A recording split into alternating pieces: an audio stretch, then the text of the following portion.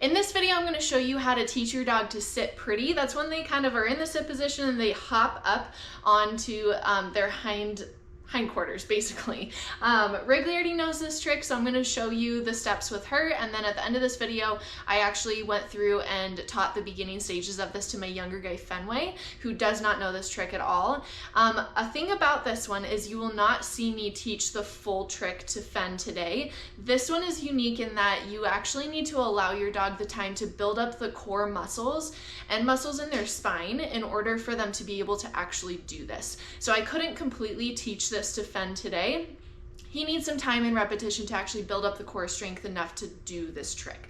But I'm going to take you through the steps with Wrigley and show you exactly what that looks like and what to do with your dogs to teach them to do this. So the first thing that your dog needs to know is how to sit. So if they don't know how to sit, you're going to want to teach that first, and then we're going to show you the next steps to this. So with Wrigley right here, I'm going to get her into a sit, and let me face her towards you. I'm gonna get her into a sit, and then here what I'm gonna start to encourage her to do is lift her nose up. Good girl. And like I said, this dog already knows this trick, so she's gonna do it a little easier, which is the purpose of me showing you my younger guy later on. But I'm trying to kind of lure her up so that her front two paws actually leave the ground. Good girl. Nice job. And I'm using my clicker and I'm clicking and feeding the moment that she leaves the ground. Nice job. Good.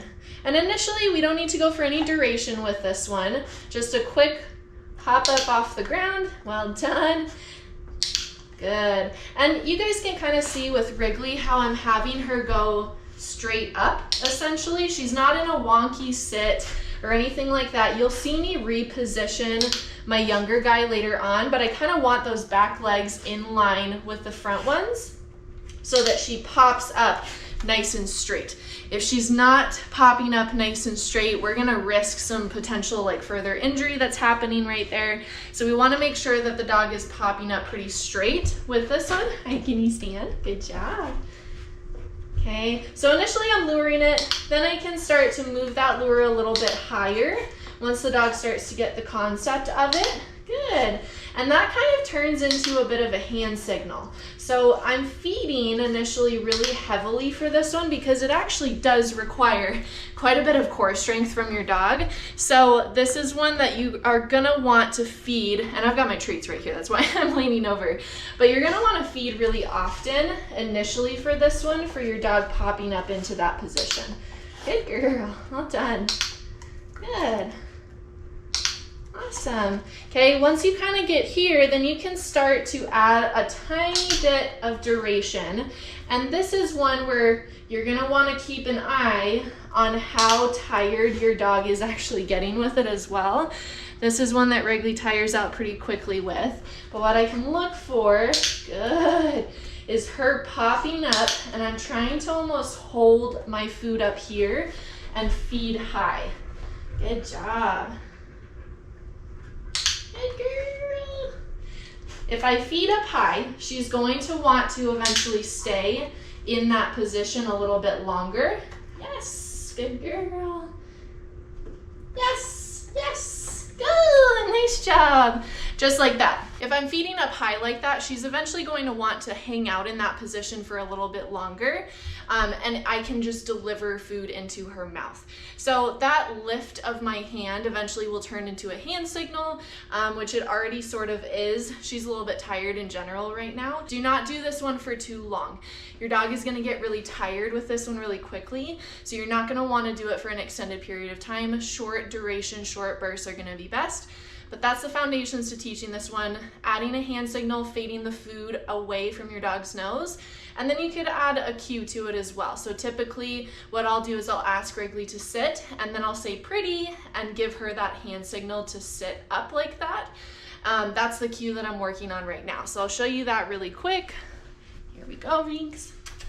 Sit, pretty, almost, good girl. Okay, and some dogs will want to pop up all the way. Sit, pretty. So if they do that, keep your food hand a little lower. Pretty, good. Instead of moving it all the way up here, causing the dog to might want to jump all the way up. Okay, ready? Good girl. Sit. Pretty. Good job. Well done, Reeks. Okay, Fenway's turn. So this is my younger guy. He has not learned this trick before, so it's going to look quite a bit different than it did with Wrigley. I'm helping him out a whole lot more. One thing that's helpful is here I'm using rotisserie chicken. That is a very high value food for Fen, and it makes it worth it for him to follow the food. If the food is not high value enough, your dog may not want to follow it up into this awkward position. So this is kind of one of those tricks where you might need high value food. I definitely did with Fen, and we want to pay our dogs for that. Second, you see me repositioning him a ton. That's what I mentioned earlier. I really want him not getting into the sloppy sit that he tends to do, where he kind of relaxes over onto one hip. I want his spine nice and straight and all four paws kind of facing the same direction. That's going to be helpful so that he doesn't actually injure himself long term when it comes to this trick. So make sure that your dog is in the right position there.